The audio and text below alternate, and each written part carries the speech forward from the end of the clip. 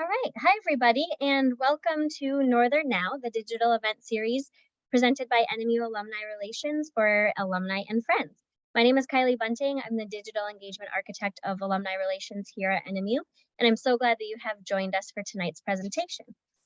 We are excited to continue this series and dig into a little bit of UP archaeology, but first I just want to talk about a couple of logistics. While we are unable to see and hear you in this webinar format, we still want to hear from you. I'll be monitoring the Q&A section, so if you have any questions or comments for our guests, please be sure to share them there. We will do all questions after the presentation is complete. You can also use the chat function at the bottom of your screen to chat with fellow alumni and friends who are also tuning in. Note that in the chat window, there's a drop-down menu to send chat to hosts and panelists or to everyone. The default right now is hosts and panelists, so be sure to change it to everyone so everyone can see what you are saying. Our next Northern Now will be on February 22nd, and we will be celebrating Black History Month with a panel of alumni moderated by the president of the Black Student Union. Registration will open soon, so keep an eye on your email for that. We also are excited for NMU Alumni Days in 2 different locations on March 26th. First, you can join your fellow alumni for the Tigers versus the Tampa Bay Rays spring training game in Florida. And our alumni in Phoenix can also cheer on the Brewers versus the Colorado Rockies in a spring training game on the same day. And a save the date, Homecoming 2023 will take place Friday, September 15th through Saturday, September 16th. I also just want to take a quick moment to mention Wildcats Connect, which is a platform for alumni and students to ask and offer advice. It's a great way to help out NMU students and stay connected to the university and also get in touch with your fellow alumni. You can learn more on our website, nmu.edu/alumni. And also don't forget to follow us on social media. That's where we post a lot of our information, upcoming events, some fun alumni stories and things that we're doing as well. All right, I'll stop sharing my screen so Jim can pull his up as I introduced him. So now I'm excited to welcome our guest for tonight's presentation, Jim Paquette. A 1974 social service graduate of NMU, Jim is a true native son of the Upper Peninsula of Michigan.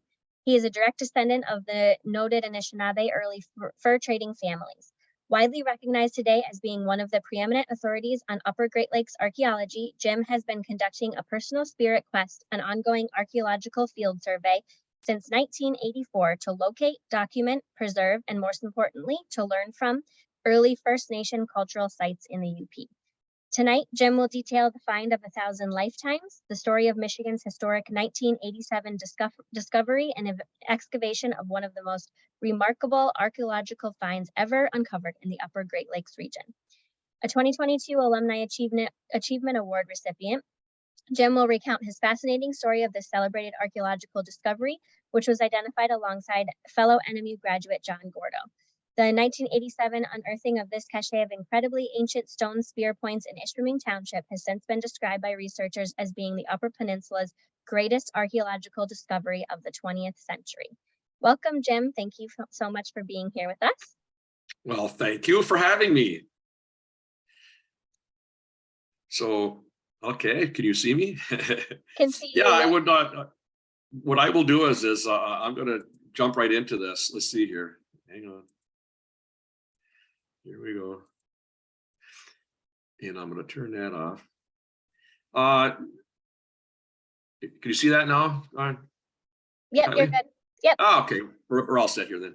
The program tonight, again, I'm going to be talking about a site that we named the Gordo site. And of course, that's the state archaeologist number there, 20 MQ39.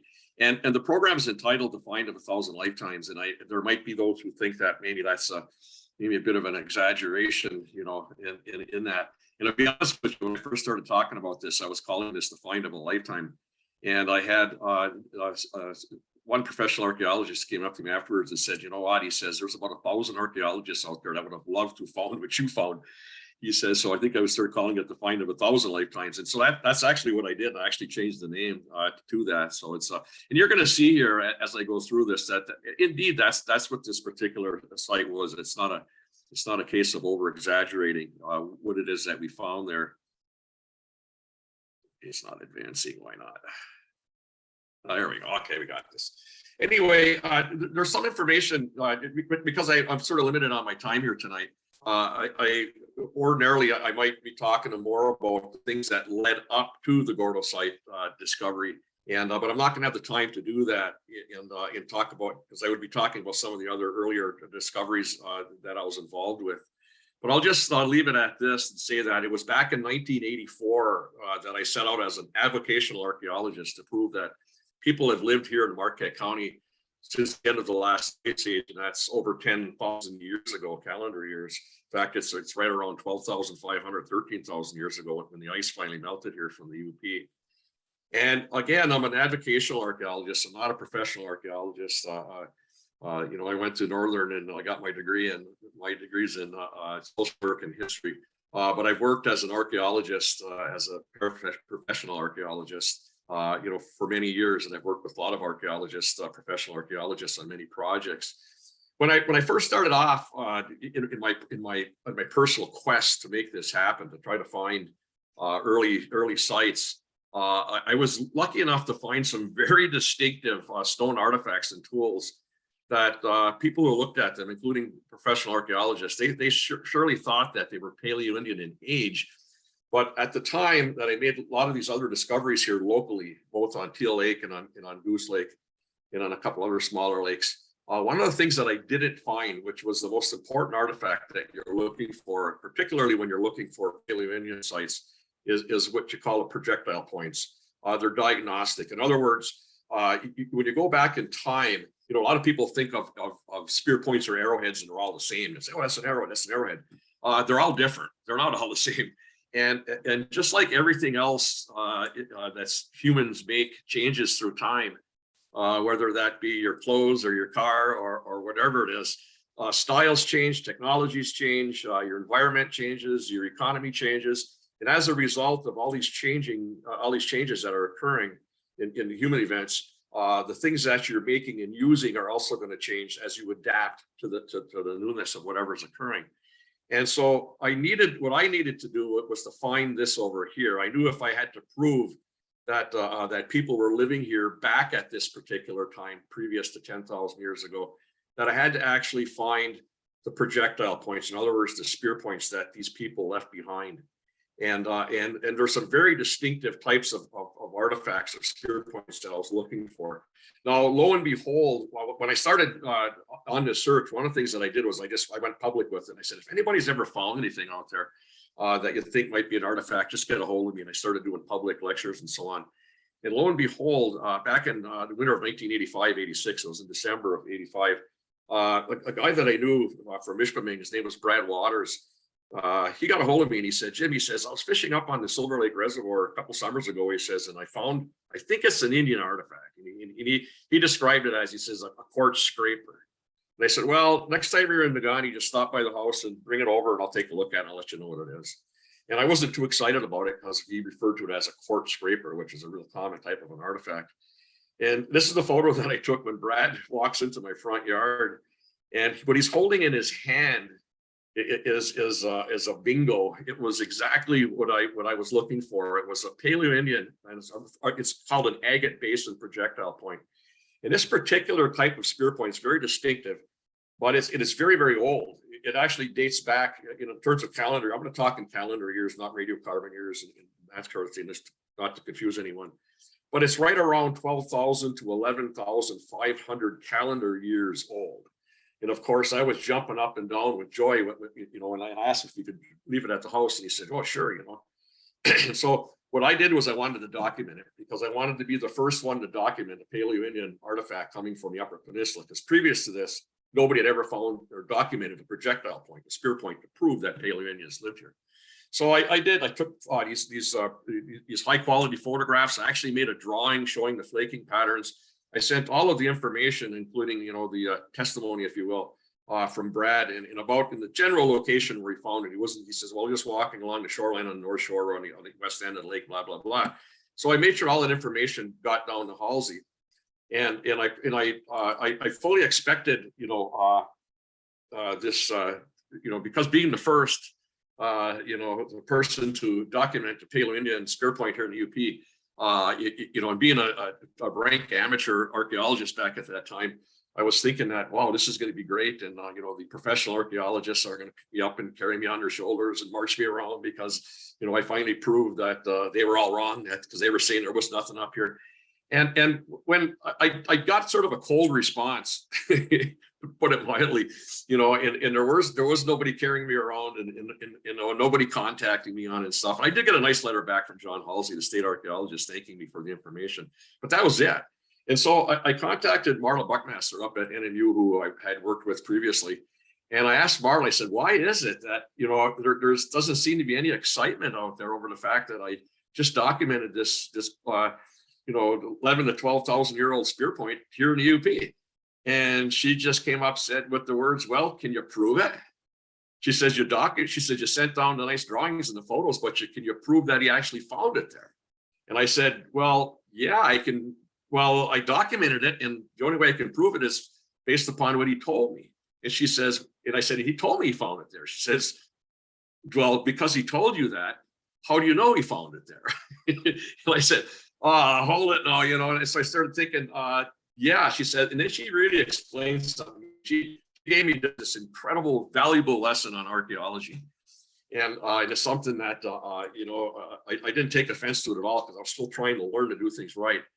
And what Marley essentially told me was that, well, you provided evidence, okay, but there's a difference between evidence and proof. And a verbal personal account from a fisherman after the discovery of a spear point, that's evidence, okay, that's evidence. But you need the proof, and to prove it, you have to have written and photographic documentation from a professional archaeologist at the time of the discovery. And she did use the words professional archaeologist at the time of the discovery. Now that put me out a little bit, because I was not a professional archaeologist. I was an avocational archaeologist, but I fully understood the power of her words. I understood what she was saying, that she was right. If I was going to prove it, I had to prove it. And so I came up with a plan back then as an amateur archaeologist. And here was my plan. Some people might find this kind of funny, but it's actually true what I actually thought. And I developed a 3-point plan at that point. It wasn't just go and find something or go and have somebody tell me they found something. First of all, I had to find it, but if I found it, I was going to leave it right there. And I made the comment back then that what I was going to do, and I said it to be somewhat funny, but I actually almost meant it, but I wasn't going to actually do this. But I immediately was going to contact a professional archaeologist. And what I said back then was, I'm going to go grab him right by the ear and I'm going to pull him out there. But I wasn't obviously going to do that, but I was going to get him there. And I also said, I'm going to drag him to the site and I'm going to make them see it for themselves. And what I meant was that I was going to do it right. And if I found something such as a Paleo-Indian projectile point when nobody had ever found one, and most professional archaeologists doubted that they even existed, if I was going to change that paradigm, I had to go through, I had to be very, very careful on how that documentation was going to occur. And so as a non-professional archaeologist, I also understood what challenges that meant for me. And so what I knew that I needed to do was that when and if I found something, someone was going to be there with me.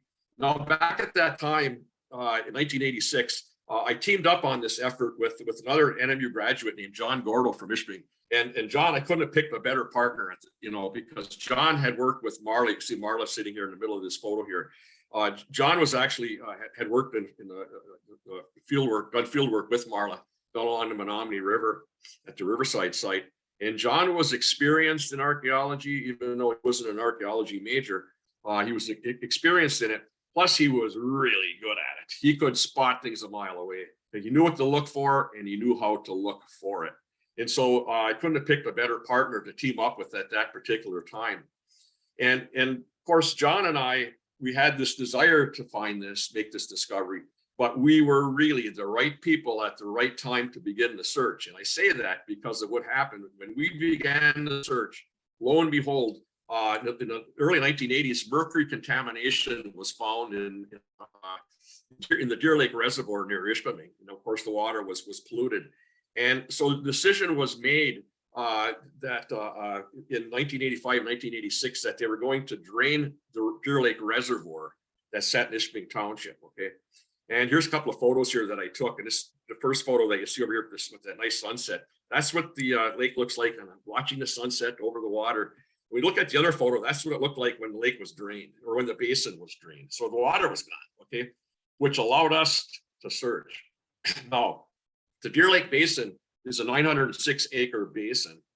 And when they drained it, it exposed the original Deer Lake. And the original Deer Lake is just a small, large pond, if you will. It's a small kettle lake. And it was formed during, right at the end of the Ice Age, during the Great Lakeian Glacial Retreat. And it's probably been sitting there for the last 12 to 13,000 years, whenever the ice finally melted away from that particular area in Ishpeming here in the central UP. And the lake sat right here. You can actually see the depths here. When you look at the depths of the basin right now, you can see this hole over here where the water drops down to quite deep. And that's where that original kettle lake was located. And here, John was the first one actually to go out onto the lake. In 1986, we decided that we would make the search. I was going to head up to Silver Lake where the water was low, and John was going to begin the search on Deer Lake where the water had been drained. And this is a photo that I took of John when he was walking along the North Shore. And you can see I got the water level marked where the water level would be when it's filled.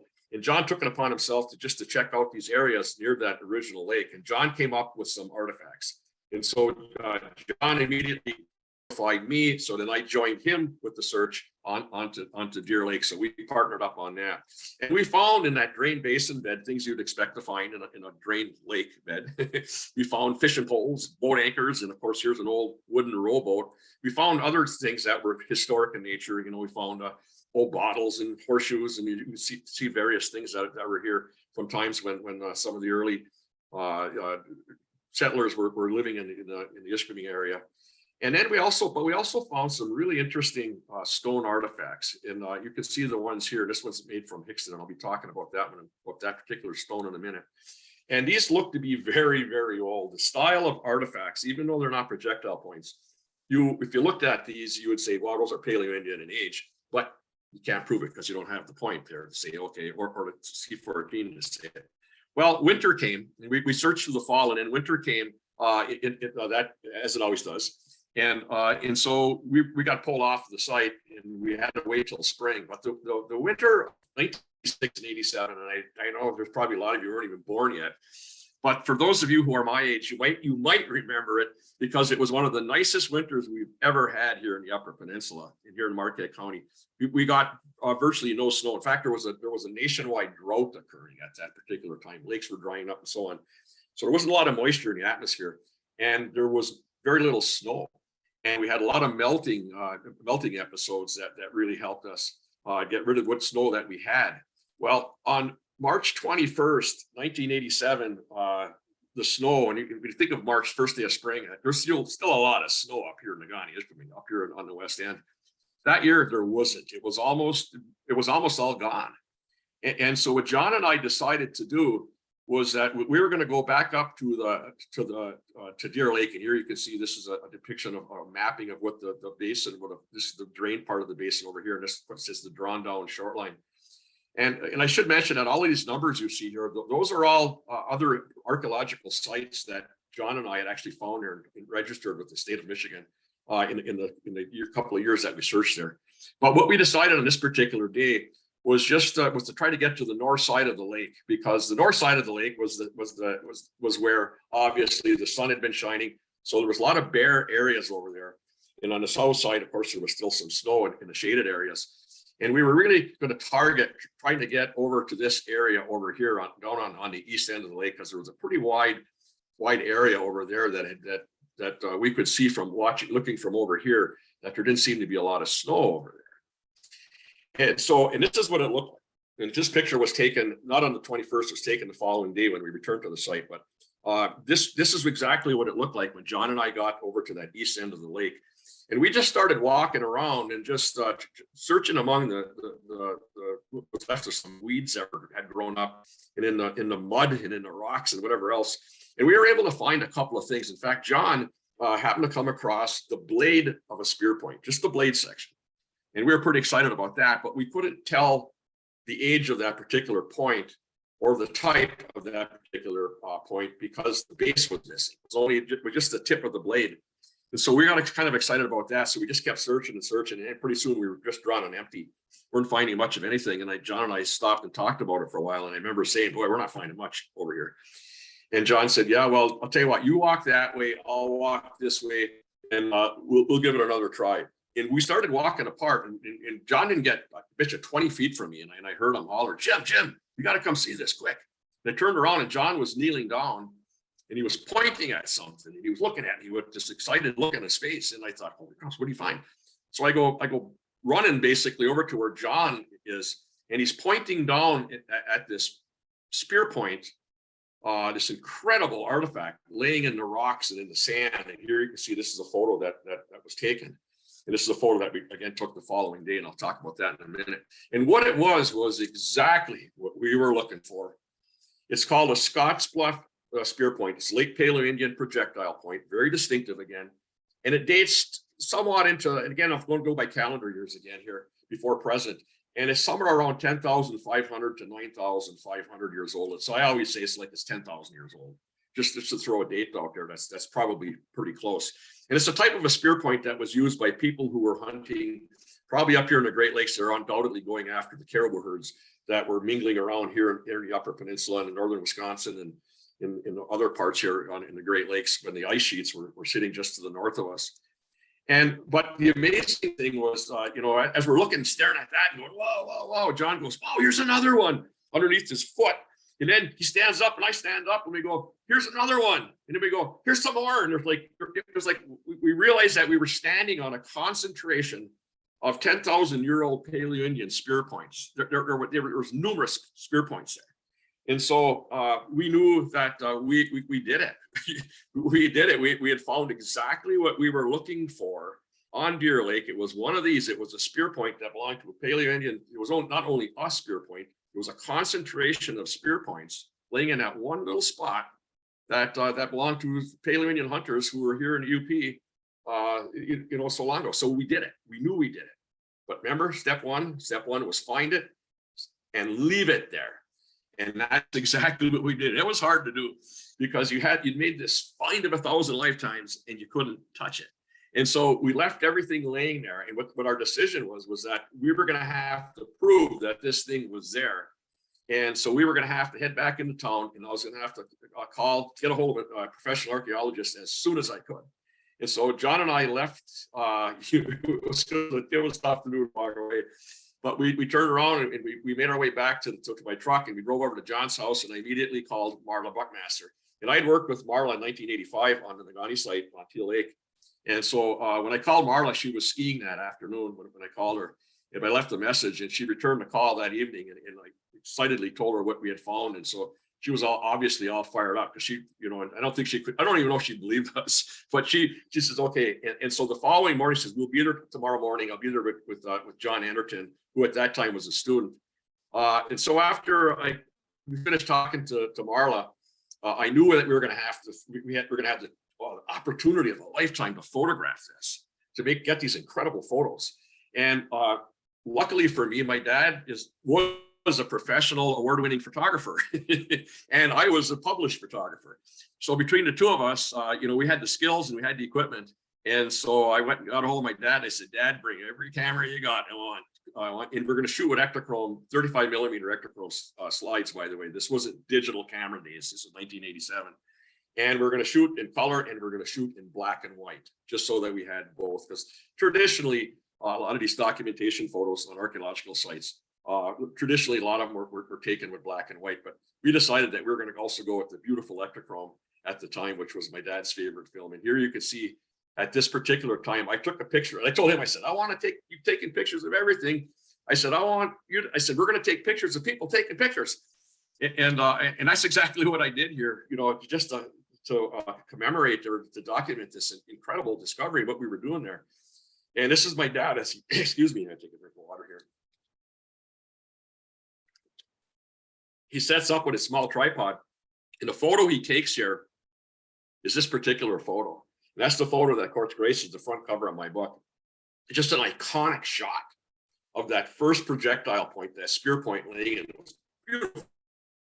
And it was to me, it's an incredible, nice, crystal clear shot taken with an old style camera, right? Well, the next thing we did was Marla and John Anderton and showed up on the site. You can see John standing over here. And again, he was a student at the time. Also, John Gordo and his wife Lois arrived with them.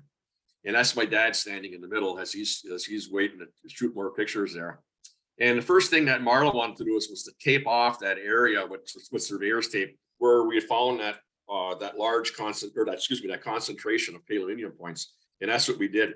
And then we lined up, like you can see here in this particular photo, and we looked for additional artifacts on the site. In other words, was there more than just those spear points? And we're thinking, well, there's got to be.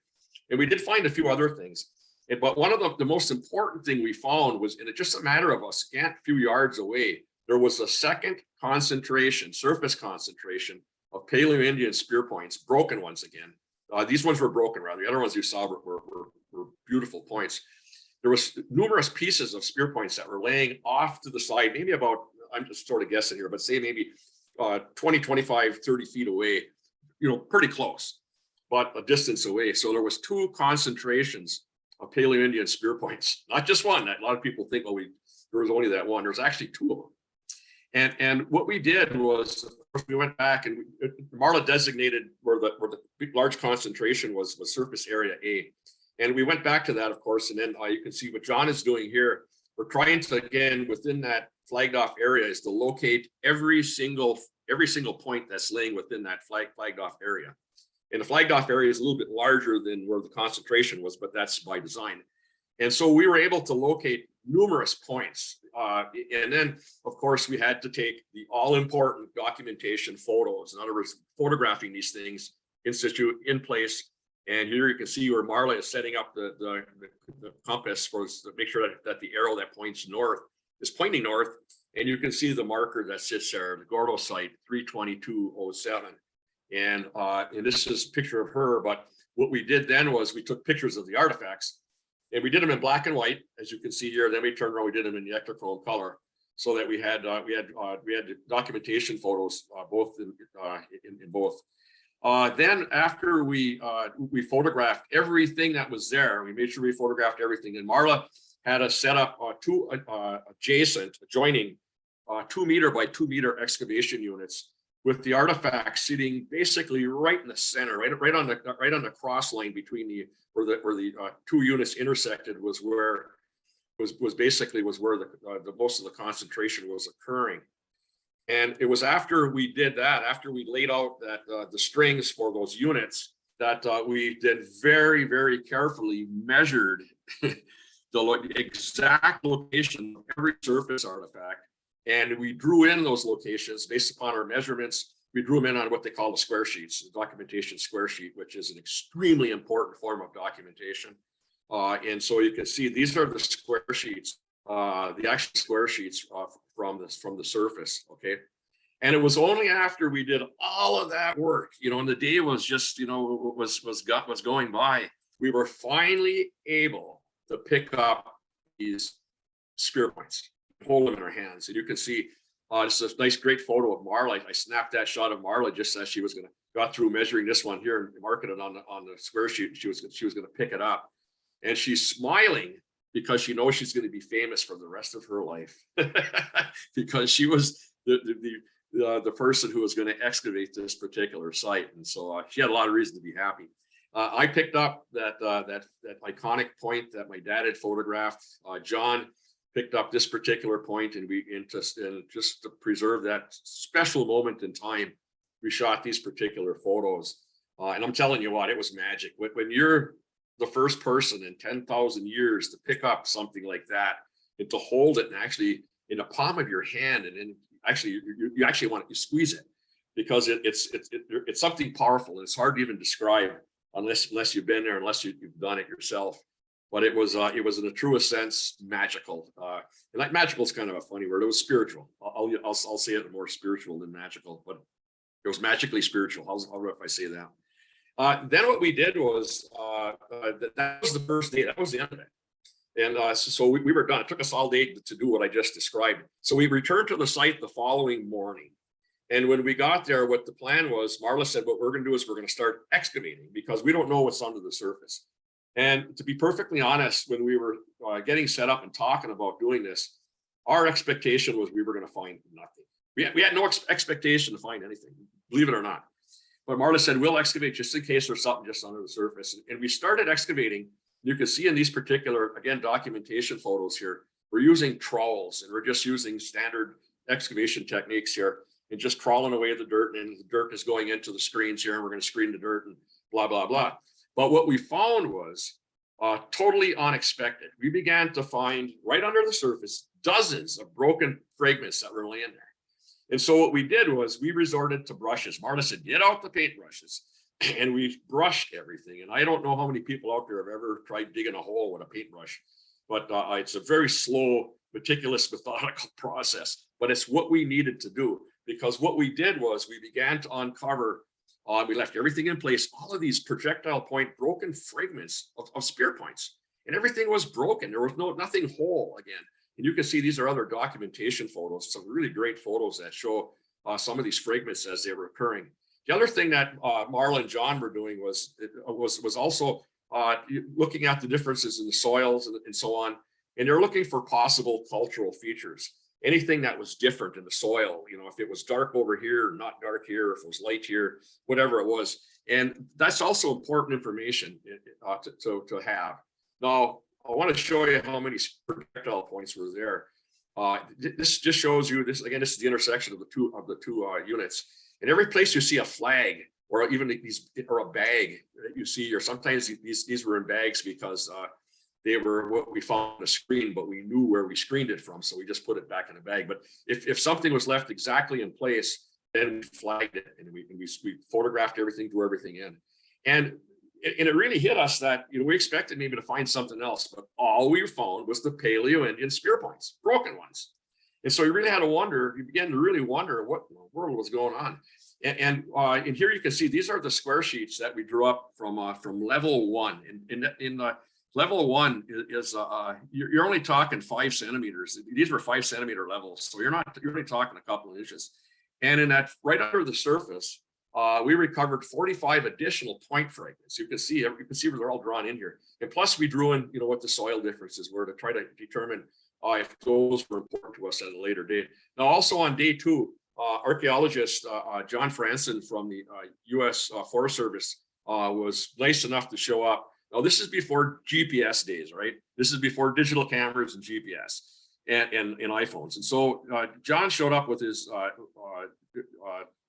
equipment here, his surveying equipment, and he shot the coordinates of where this unit was. And he pounded metal pipe and pegs into the ground here, and here. And then he shot, of course, the coordinates so that at some point in the future, when someone does go back there, they can probably relocate at least the area pretty close to where that particular unit was that we were excavating. Okay.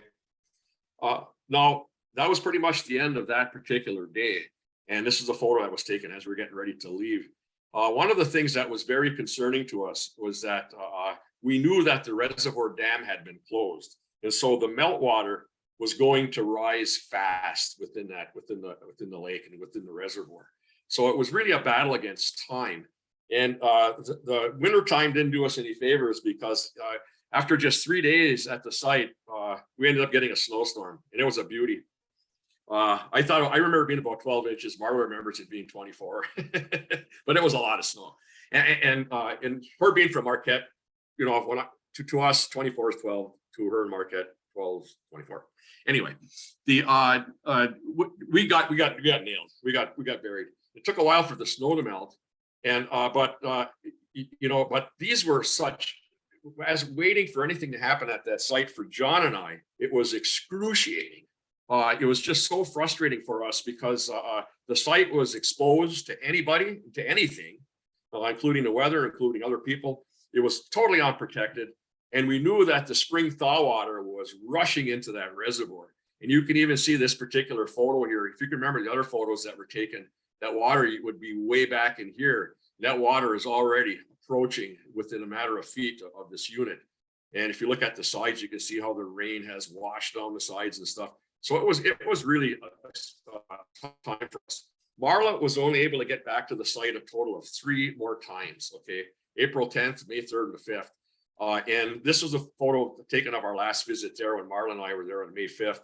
And we were still finding artifacts. We're still finding, broken projectile point fragments here in the soils. But Marla never got back there. And I wasn't, nor was John, as a non-professional archaeologist. We weren't going to touch the site because we wanted to make sure that it was all professionally done, because we fully understood the importance of that site.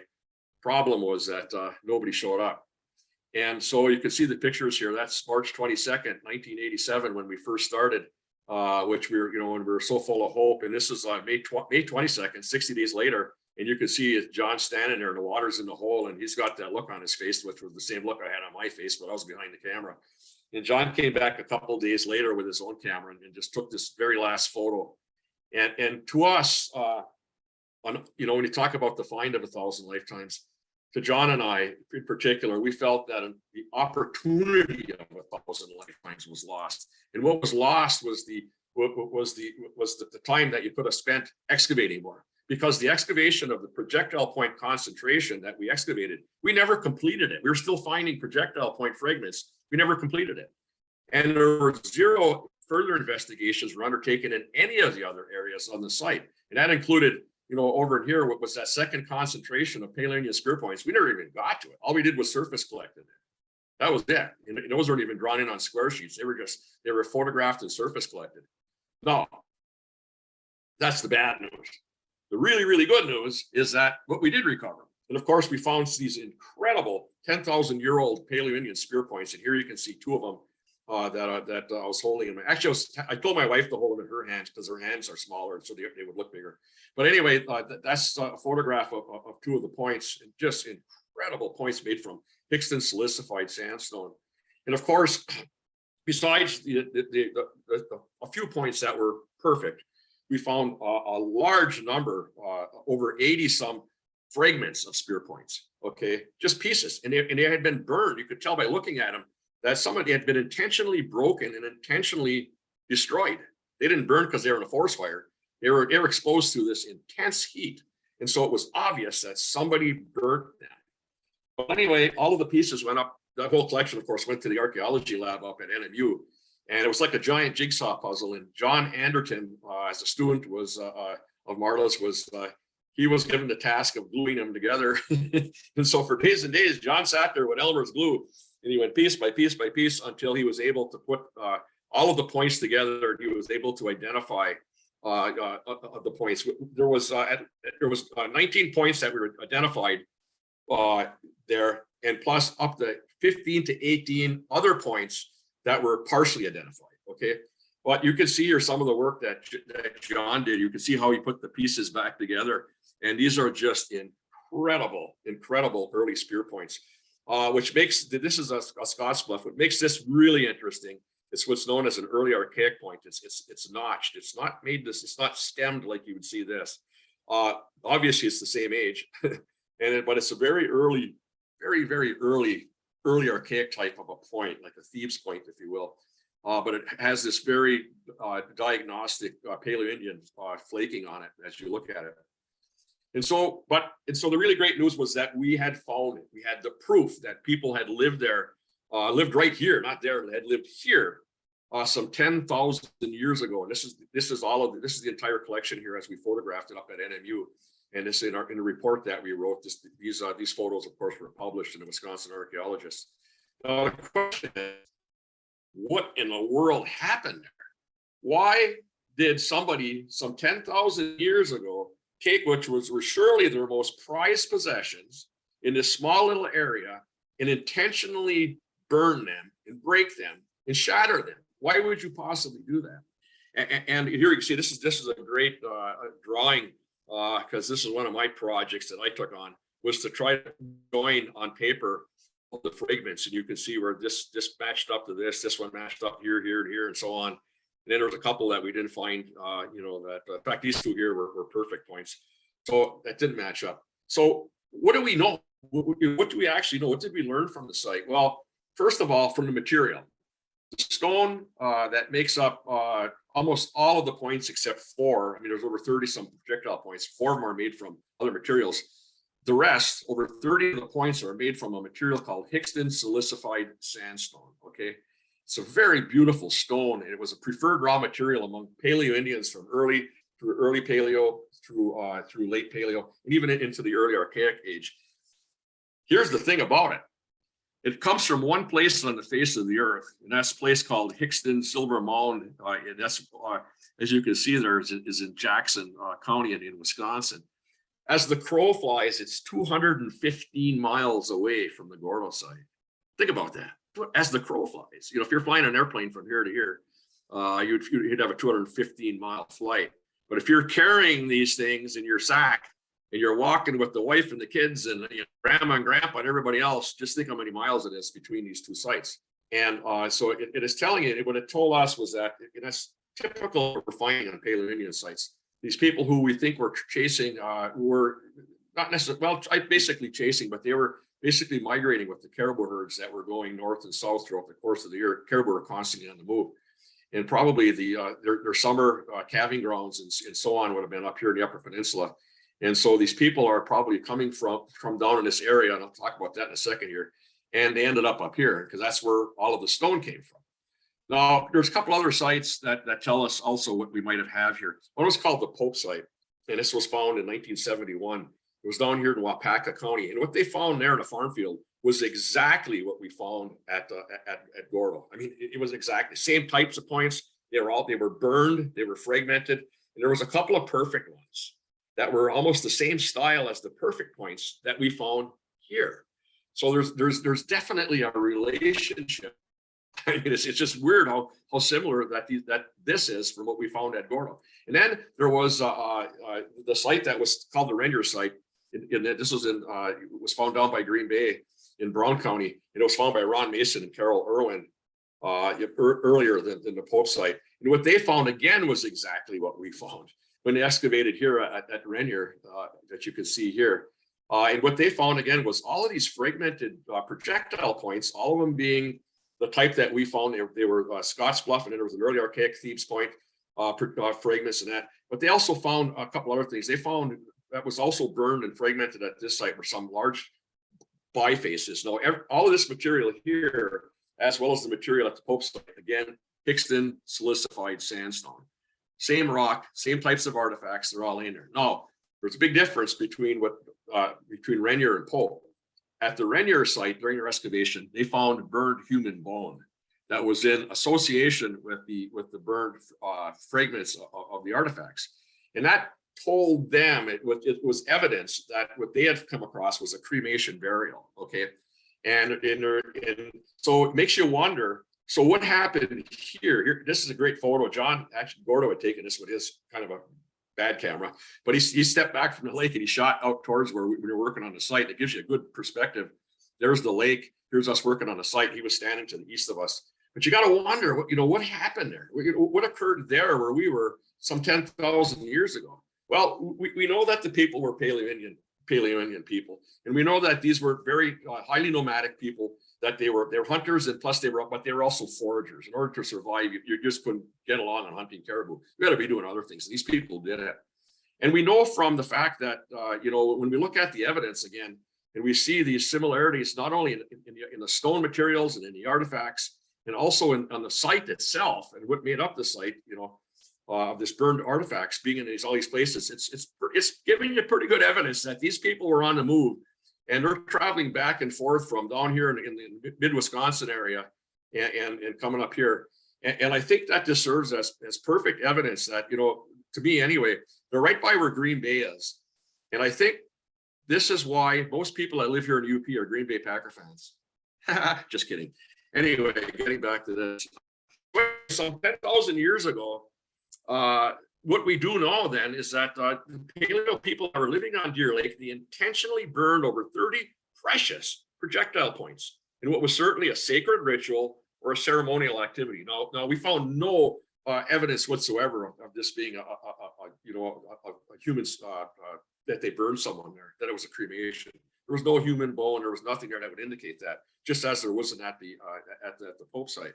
It was just the burned points that we found there. Now, obviously, 10,000 years is a long time, and a lot of these, but it leaves you with the question, what really happened right here in this one little spot where we found these projectile points? What really happened there? Well, the jury's still out. We're still going to be doing additional research on this in the coming months here, believe it or not, because it's taken a while for us to do any research on this. But anyway, the Gordo site discovery has been called the UP's greatest archaeological find of the 20th century, the last century.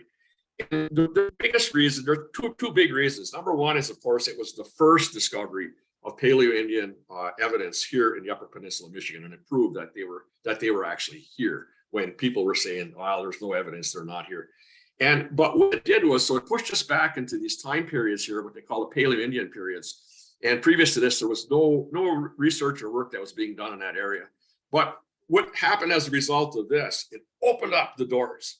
And so archaeological research into the late Pleistocene, early Holocene, the end of the Ice Age era, and on Paleo-Indians and early Archaic period human beings who once lived here in UP, we began to look for them. And as we began to look for the evidence, it wasn't like in the past we said, well, there's nothing out there. That's what they told me when I first started to go look in the 80s. Well, you're not going to find it. There's nothing there. Well, the reason they never found anything is because they never looked. Because when we got out and looked, the stuff is everywhere. We found dozens and dozens of Paleo-Indian artifacts in archaeological sites that are here in Marquette County. In fact, it's one of the most densely populated areas, I would say, in North America of Paleo-Indian sites, of documented Paleo-Indian sites that date back to that time period. Now, here's the problem. Is that this back in 2007, Marla, who I'd worked with, who had worked on this, it was a great archaeologist up at NMU. She was going to retire, and she was worried that they wouldn't hire a replacement for her. And at the time, there was talk that they were going to. And so Marla, being concerned about the artifacts, not only the Gordo site artifacts, but the whole NMU collection of cultural materials from previous digs and plus things that had been donated. She sought upon herself to have this stuff shipped down to the State Historic Preservation Office, where it was stored in the State Museum in Lansing, the State Historic Museum. And that's where that stuff still sits today. Now, shortly after, sometime after Marla retired, of course, and I'll read this, Dr. Scott Demmel, who's there today, he was hired and he took over the position that Marla had. So her fears and concerns that they were never realized. Northern did hire another archaeologist and does have, and they got a great lab and they continue to do some great work there. However, the NMU collections have remained in Lansing for the last 15 years, since 2007, including and I'll say it, the incredible and vastly important collections from the Deer Lake Gordo site, the Teal Lake Negaunee and Eagle Feather sites, several of the Silver Lake sites where there's a plethora of Paleo-Indian sites up on Silver Lake, and the large Goose Lake Paquette site, as well as others. And so what I say is that the time has come for these artifacts to be returned. I gotta go backwards. The time has come right now for, we gotta get these things back to where they belong. We got to get these artifacts back to Northern Michigan University up here in the Upper Peninsula of Michigan. We got to come back to where these were sacred human belongings. They were left behind by our ancestors to tell us about who they were. And they were recovered by NMU staff and students and alumni, but yet they're not at Northern right now. And so one of the things that I'm working on, and I'm going to be working on in the coming months, and I know Scott is as well, is that we're going to try to get those artifacts back here where they belong, back to NMU. And that's really part of my mission here tonight was not only to educate you on the Gordo site, the things that we found, but also to try to get people on board of this effort to bring these belongings back, these human belongings back. That's pretty much it. I'm gonna have to cut it there because my 45 minutes are up, and it worked out perfect. I'm down to my last slide. If anybody wants to learn more about the particular site, I'm not here to sell books, don't get me wrong, but I did write a book, The Find of 1,000 Lifetimes. And I wrote this particular book. We had published papers, professional papers on the site, but I decided that what I wanted to do was to tell the story, similar to what I did tonight, of just the discovery. And within this book, I wanted to also, people hadn't seen a lot of these incredible photographs that you saw here tonight. they'd never seen them. And so I wanted to write a book whereby it was filled with these incredible photos that my father and I took back in the time of discovery. And they are pretty incredible photos. They really tell you a lot. This book here, you can get them at the Marquette Regional History Center. You can get them, all the Snyder stores around here sell them, but you can also just order it online. And with that, I'm going to call it quits and call for questions. Awesome. Thank you very much. Yeah, all right, I'll jump in. We have a couple questions here. Brian Miller early on asked how he could get involved. I'm assuming he meant with archaeology in general. Well, you know, that's always a good question. I get that one a lot. You know, how can I get involved? And it's one of the problems is that there's very little professional archaeological work that does occur, and that's one of the things that's always bothered me. And so it's been really, sometimes you'll go years, you know, without being involved in any sort of a project, and all of a sudden something pops up. So it's not an easy question to answer. But you know, you can go out on your own and do the things that I've done. You know, I'm self-taught in a sense, but then I've also been very well educated by professional archaeologists who I've worked with through the years, who really taken me under their wing and have taught me so much, you know, about the right things to do and you know, and how to do it. But I don't really know a good answer to that question, because I know I get it all the time. Is people say, "Oh, how do I get involved in doing this?" And it's what I would say is just read a lot and educate yourself. There's so much to see just on your computer. Google is an incredible thing. So I think you just got to basically start self-educating yourself on archaeology. And if you got a specific area that you're interested in, or a specific time period, you can zero in on that. You can do your own personal reading and research and study on anything really you want to. And there's a lot of information out there. And that's the best way to get started. That's actually how I got started. Before I set a foot into the woods on my own, I spent years studying, particularly a lot of the information that was up at Northern's library. Marla Buckmaster did a great job of just stuffing the library up there with resource material. And I took full advantage of that. And that's really what lit the spark. Was once I got that knowledge base behind me, I went out and I actually tried just doing things myself, and that worked out fine. Great. Brian says, thanks for a great presentation. Is it possible to get a copy of the presentation? So the PowerPoint presentation. Perhaps you can send it. Yeah, I don't know. This will actually be, you're recording this, right? Yep, recording this, and we're going to be posting it on Alumni's YouTube channel and sending it out to everybody. So if you want a copy of the actual presentation, perhaps we can link that in there too. Jim and I'll chat about it and see if we can get that to you as well. Yeah. But definitely a recording of the entire thing will be on YouTube and sent to everybody who participated tomorrow as well. So. Are there current searches for more paleo sites in Marquette County? What steps should be taken if someone finds a point or suspected artifact in Marquette County? Well, again, great question. First of all, the answer to it, is there any work going on now? No, there isn't. I pretty much spearheaded that whole effort myself. Goro, John Anderton was very instrumental in the Paleo-Indian research. Of course, John has passed away. Marla's since, she's retired, so she's not involved, at her age anymore. And so it was, there's nobody that's targeting right now in the Upper Peninsula Paleo-Indian research that I know of. I know there's some great work being done right now in Wisconsin. There's any number of really good archaeologists that are working specifically on what we've talked about here tonight and on that. And because, I look at it like, you think Michigan, that we're from Michigan. Well, that's true, but from an archaeological standpoint, we're definitely part of Wisconsin, or Wisconsin's part of the UP, I'll put it that way. That the people that lived here were one and the lived here, the people that lived in Wisconsin were one and the same, basically forever. And so work that's being done in the northern parts of Wisconsin right now are going to have a significant impact on what we know here. There's so that's pretty much it. Like I say, I'm kind of hoping that maybe once I'm working on another project now. Once I get done working on that archaeological project, that maybe I'm going to switch back to doing some Paleo-Indian research here again. And the second part, what steps should be taken if someone actually finds something that they Oh, suspect? yeah.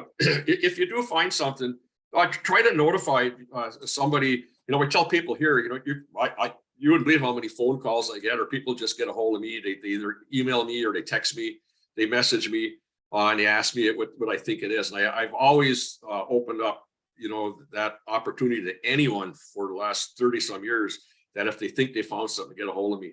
One of the good resources here to bring things to is the Marquette Regional History Center. Joe Whitler, who's the curator there, she's in constant contact with me. So a lot of people bring things to her, and then she in turn asks me about them. Also, you got Northern Michigan University. You got Scott there. That he's an expert in lithics, and Scott would be someone that communicate with him. But I would let somebody, if you think you got something, to be honest with you, most of the time when you think you got something, maybe you don't. You just got something that's a really nice rock. But every now and then a Brad Waters shows up. And every now and then somebody finds something it's a game changer. And I've seen that happen. And here's the thing about artifacts, is that they're everywhere. People say, oh, you gotta really be looking for them. People have lived here for the last 12 to 13,000 years. They never took anything with them. And for most of that time, they used stone tools and copper. It's still here. It's still out there. And they lived their entire life making tools and using tools and breaking tools and whatever else. And it's still there. And I think you sort of already answered this. Will excavations resume in those particular areas? You hope to? The only thing that could happen at obviously at Deer Lake is if the water ever went down. And that's never, I don't know when that's going to happen. We were kind of hoping here that a couple of years ago, they talked about lowering that reservoir to do some work on the dam, but they never, and it did go down a little bit, but not even close to where it could expose that particular site. So you would have to have, that reservoir would have to be drained. Now, having said that, there are other Paleo-Indian sites here in Marquette County that are not within the reservoir that should be excavated. And I'm not going to tell you where they are. I do know where they are. They're documented sites, and so far they've been ignored, and it sort of bothers me. But again, that has to be they have to be professionally excavated. It's not something that I'm going to go there and start digging a hole in the ground. That's not going to happen. If I don't excavate with a professional archaeologist, then I don't dig. Okay. Somebody wants to know if you're related to Bob Seger. I had to say it. Hey, Bob Seger? No, I'm going to tell you something about that. I decided that my hair was always getting cut in a short, and I was watching a Bob Seger video about 2 months ago, and I thought, I'm going with the look. Honest to God. I think you've done it. I can't sing is anywhere close to him. It's funny you say that, because that's what the look I was going for. Well, there you go. Mission accomplished. If we got nothing out of that's what you got, right? True confessions. Yeah. Somebody wants to know, is there a special room at NMU that could house these collections, say if we're able to get them back here? Yeah, and that's been one of the problems that Scott has had, is that previously there was the lab at Northern was in a different building, and it's actually moved around a couple of times. And there's always a problem with storing collections, because you've got, you're using your lab work, your lab space to do classes and such, and so and to do your teaching and things. And so there's always a problem, with the space. Now, and that's one of the problems that Scott has talked about, was that and it's one of the things that we're going to be working on, is try to figure out, okay, how are we gonna come back and house these artifacts. Now, it's not like you got this huge truckload of of things. I mean, like the Gordo site collection would fit in a cigar box.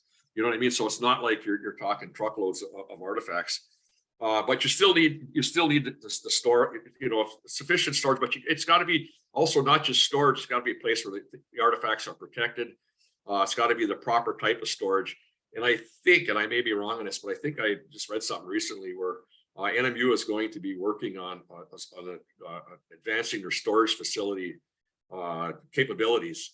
And I think Scott and others are kind of, looking forward to that, because if that happens, then it's going to be, it's really going to make it really well, for storing the artifacts. Well, good question. That's a great question.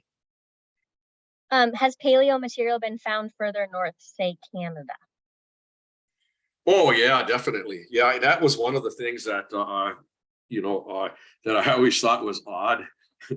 Back when I was just learning, the ropes here as a rank amateur, and I was being told by professional archaeologists back at that time in the 80s that there were no Paleo Indians here in the UP. And then when I looked at the map of all of the Paleo Indian sites that were in Canada, and beyond into the north of us, and throughout Wisconsin, the Lower Peninsula, Ontario, in basically Minnesota that surrounded the UP, I thought, I think they're wrong. And they were. So yeah, Paleo Indian sites, at all different ages, because things are going to be the age of sites, at that point in time are dependent upon, the placement of ice sheets and the coming and goings of the glacier, the Great Lakean ice sheets, and then also there's a readvance that occurs, the Marquette readvance. So you got to understand. Plus, there's glacial lakes. There's huge glacial lakes as this ice melts. So if you look at what's out there today, it's not at all like it was back 12,000 years ago. It's like your environment was vastly different. The Great Lakes were at different levels. But when these particular people were living on Deer Lake, for example, Lake Superior was down, like say 100 feet or 200 feet from what it is today. So imagine that. So imagine how many Paleo Indian sites are underwater out in Lake Superior or the other Great Lakes. And then the Great Lakes go way, way up, so it's like, so it depends on the time period. But when we talk about Paleo Indians, that stuff is around all over the place.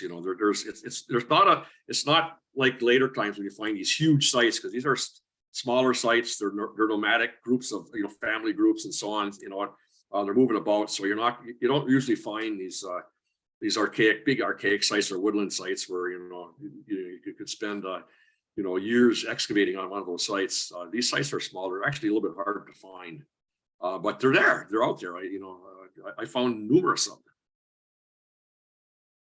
Were any efforts made to postpone the refilling of the Deer Lake Basin while the search was ongoing? It seems like they could have waited for such an important discovery.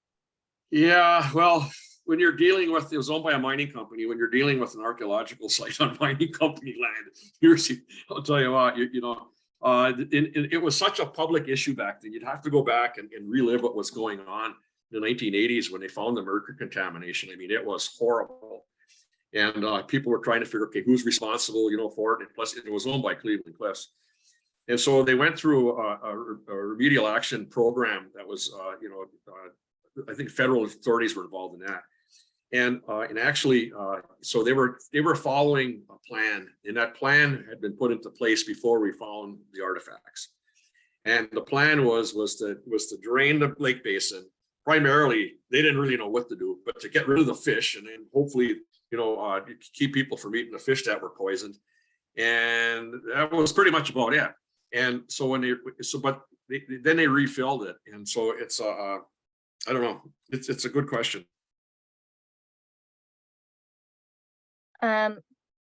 Follow-up question. I can't remember to which one, but says, were there locally sourced points, stone type? Say again? I think when you were talking about how the stones of the artifacts came from the site in Wisconsin, were there any that were, I guess, native to this area, locally sourced? Yeah, and again, there's all kinds of great questions being asked here. One of the things that you'll find with the Paleo Indian sites, okay, is that early on, like the earliest of the Paleo Indian sites, almost all of the material that's coming here into the UP is what they would call exotic or non-local. And most of the material is coming from, almost all of it's coming from Wisconsin, whether it be the Hickston, some other types of quartzites or cherts. But people become familiar with the environment up here. And so one of the things that you'll find here in Marquette County, and it's another reason why there's probably so many Paleo Indian sites and early archaic sites in Marquette County, is because of the geology of Marquette County, particularly up here in the highlands. When you get up in here, you got all kinds of deposits, surface deposits of high-grade quartzite, which is becomes the preferred raw material of some of these early cultures, not necessarily for doing the fine flaking of making their points, but for all of their other tools. They're scrapers, they're knives, they're choppers, things that they're using, hide scrapers. made from quartzite, which is a incredible stone. It's easy. It's easy to get. It's everywhere. And like when I found the first archaeological sites on Teal Lake back in 1984, I didn't know that. But I'm thinking, why are all these sites here? There's all these archaeological sites. They're sitting. They were what they were doing is they were quarrying the quartzites that were there. And we've seen that in other areas on Goose Lake. There's quartzite deposits. Mount Menard up in Marquette. There's a huge quarry site up there in Mount Menard where thousands and thousands of years ago, people were going there to get their raw material. It was like it was the Walmart of getting your tools. It was, you could just go. And so people came from all over to get that. And then and for thousands of years, they used that local stone. And plus there are some cherts that you'll find here in the glacial tills. It's not very common, but you'll find it. But another common stone that was used a lot up here in Marquette County was just quartz cobbles and quartz veins of quartz. That's everywhere, quartz. So the answer is yes. There are other materials that were being used, but to these earliest of peoples, the Paleo-Indians, they still, even for a couple of thousand years, they made their projectile points out of Hixton silicified sandstone. And I'm sure there was a cultural reason behind it. It wasn't just because, they had to go a long way to get it, but there was something that was important to them in their yearly travels that they had to, at least some point during the course of the year, probably maybe return to the mound for whatever reason. You can imagine, probably social reasons, and then rearm. But they would rearm their after a while. It wasn't rearming. It wasn't just doing your tools out of Hixton. It was just your projectile points and spear points. And every now and then you'll find an early spear point that's made from something local. One of the points at the Gordo site was made from local quartz, and I don't know how they did it. They made one of this beautiful small point, Paleo-Indian point that's made out of vein quartz.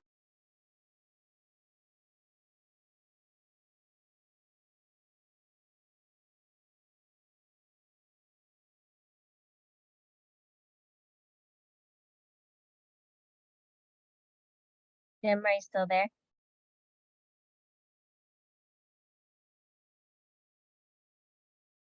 I think we might have lost him. I'll give him just a second to see if he comes back.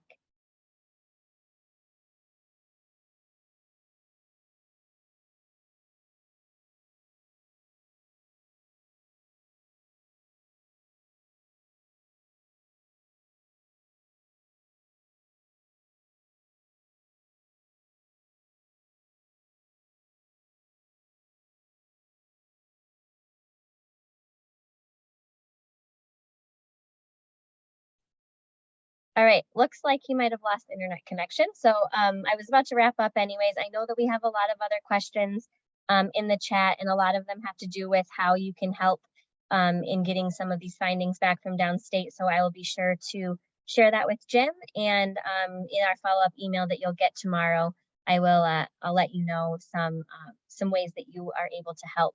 But thank you very much, everyone, for joining us. And we'll be sending out a short survey tomorrow along with the recording for this, and then also the presentation. If you do have any follow-up questions that we did not get to, you can feel free to email it to alumni@nmu.edu, and we can pass those questions along and get you some answers. So I know there were some that we did not get to. So email us. We'll put you in contact with Jim to get your questions answered. Again, that's alumni@nmu.edu. And then we also will be choosing one person from tonight who joined us tonight to win an NMU alumni t-shirt. And follow us on social media for all things alumni and things that we have going on. And thank you again so much for joining us, everybody.